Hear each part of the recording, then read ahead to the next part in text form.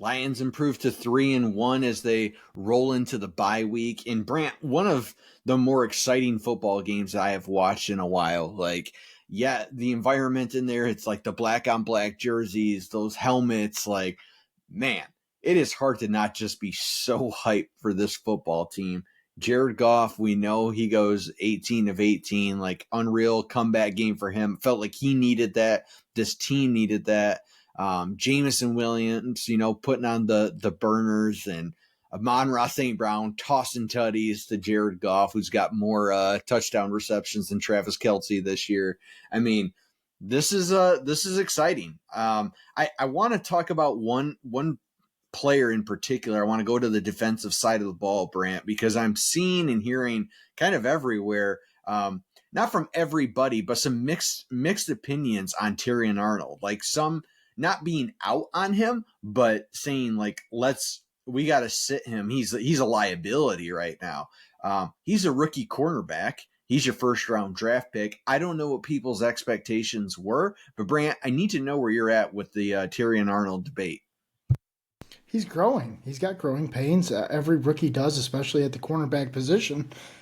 I'm sorry, was he the one with four penalties on him for PI? Like, no, like Carlton Davis also had himself an up and down roller coaster type day. I think that's what the secondary is right now. They're just okay, and they play hard though. They play very hard. And they give maximum effort. Coming out of this game, they played well enough to win the football game. They didn't play great. They gave up a lot of yards. They gave up a lot of pass interference calls. They gave up some yards on the ground. Hutch didn't exactly have himself one of his signature games, although he was in there a couple times. I think that the Seahawks are a very good football team. I think that's something that goes underrated here, Dave. I think that a lot of people kind of look at them and they say, Geno Smith, it's no more the Legion of Boom and stuff like that. No, this team is legit, man. And Dan Campbell talked about it pregame. Like, I know that I've lost 3 times to Seattle, and they've punked us in our crib, a few of them. So he knows exactly what that team is about, and he got kind of his revenge factor, and he pulled out all the stops. Ben Johnson and him, I was kind of surprised right before halftime that they didn't take the penalty and try something kind of crazy, because that felt like a Dan in that moment, to just like, you could see him. They showed the camera angle of him talking to Ben Johnson. I think Ben Johnson kind of talked him off the ledge, but that wouldn't have surprised me. But yeah, to finish up on the Terrion Arnold point, I really do feel like we have to be a little more patient with him. He has had some nice plays. And PFF does not have him as the worst cornerback in the league, like some people scape him out to be. I want to empathize with those who do feel that way, because trust me, it is frustrating week in, week out when you're seeing the defensive holdings, the pass interference calls, and you're hoping each week that he doesn't have one, and it's like, no, he doesn't have one, he has 2. And I understand the frustration when you're trying to make a run at a Super Bowl this year, and especially in these big games, which the Lions have had quite a few of those to open the season here. However, cornerback is one of the toughest positions for rookies to adjust to in the NFL. Outside of your guys like Sauce Gardner, that type of caliber of cornerback, this is pretty typical, and you're going to have to go through some growing pains here. I think that Terrion Arnold needs these reps. He's a sticky defender, and as soon as he figures this out and how this league works and how to not get those penalties called on him, he's going to learn that through repetitions and through game experience. And the hope is that by the time the playoffs roll around, Terrion Arnold's looking like like the guy that we know he can be. I'm still very high on him. Am I frustrated at times? Yeah, absolutely. But it's to be expected with a rookie cornerback. On the offensive side of the ball, Brant, do you feel like the Lions, and I don't know where they're graded out right now, but I feel like we've kind of been waiting for this offense to click this year. Like we've seen glimpses of it, but Jared Goff has not been the Jared Goff of last season up until really this game showed exactly why they had to pay him that contract. Do you feel that this Lions team has a top 5 offense in the league? Is it, and I'm just going off the eye test alone, and maybe not currently top five, but do you see them ending as a top five offense in this league, or am I just talking off a cliff here? No, this is definitely a top five offense, Dave. And let me tell you what, when you complete 18 passes and you score 42 points and none of those came on defense, I mean that speaks volumes alone to efficiency. It talks about your run game, it talks about your offensive line, it talks about, your gadget play from time to time. Yeah, it was all clicking on Monday night. And one of the interesting things is, Dave, this defense, this Monday night, it did not have a good game. The defensive line did not do anything to support the offense.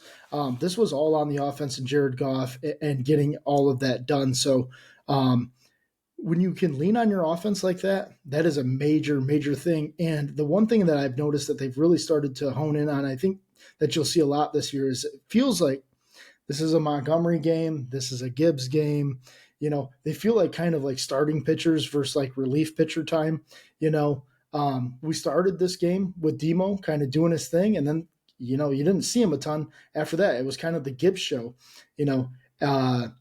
It was really cool to see that you can give your best running backs a break like that, because we know how freak injuries happen like that, Dave.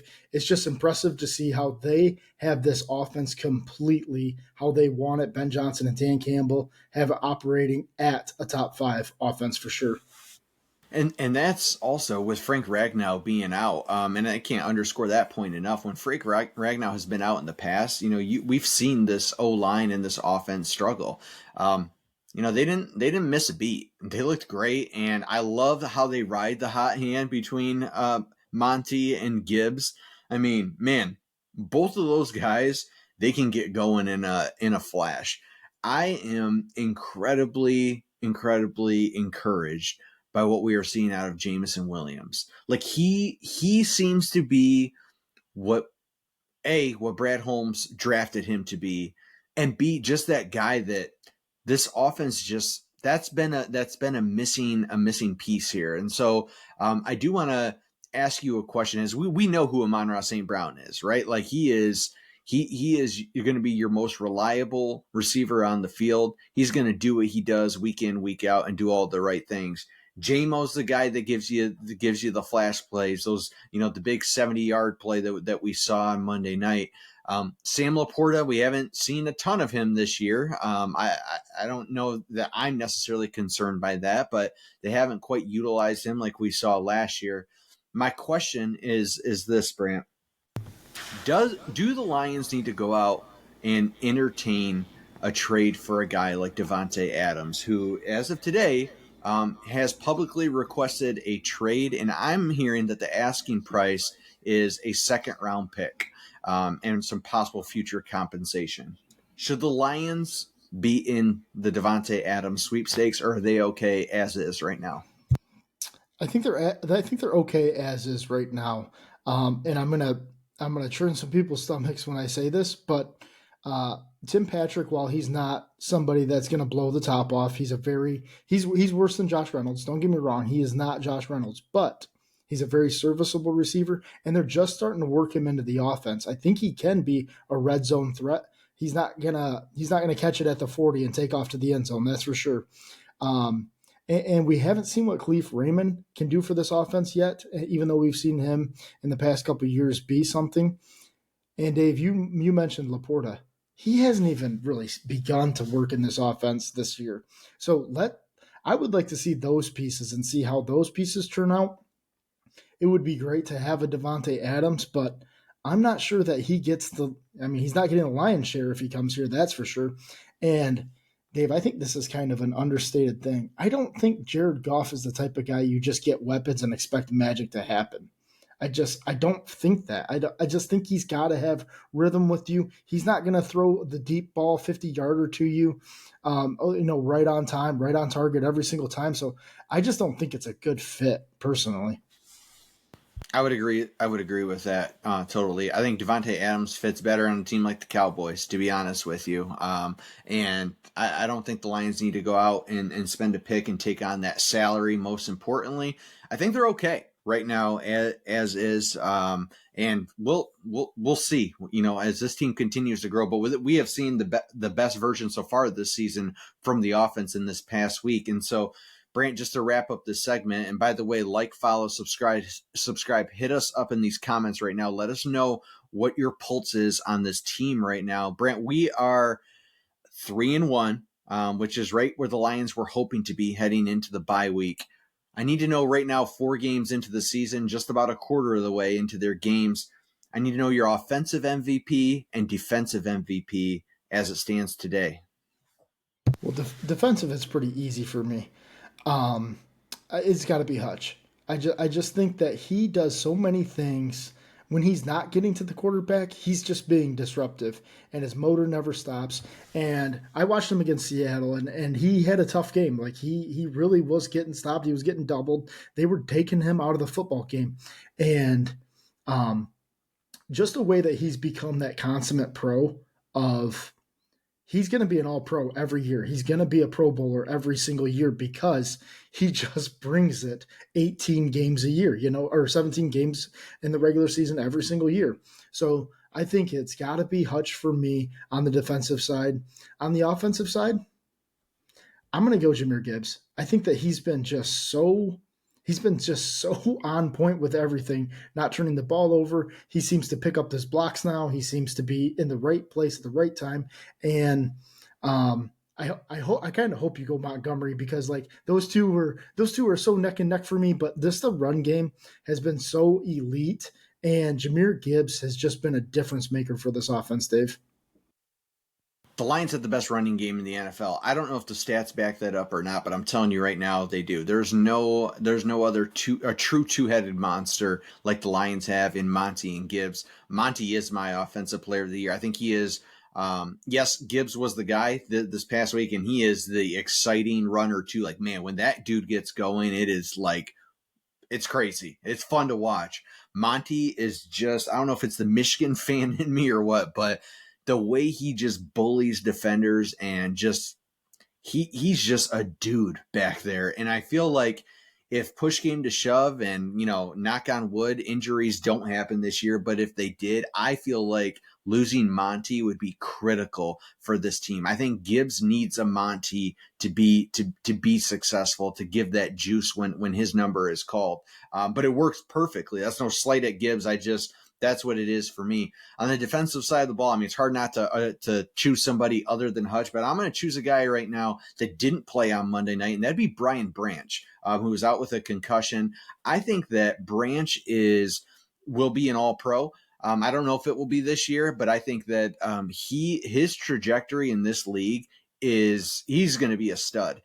Talk about a football player and just a dude. He is in the right place at the right time. He tackles good. He's got a good eye for the ball. And, man, the Lions they need a guy like that back there. So for me, it's Brian Branch. Go ahead.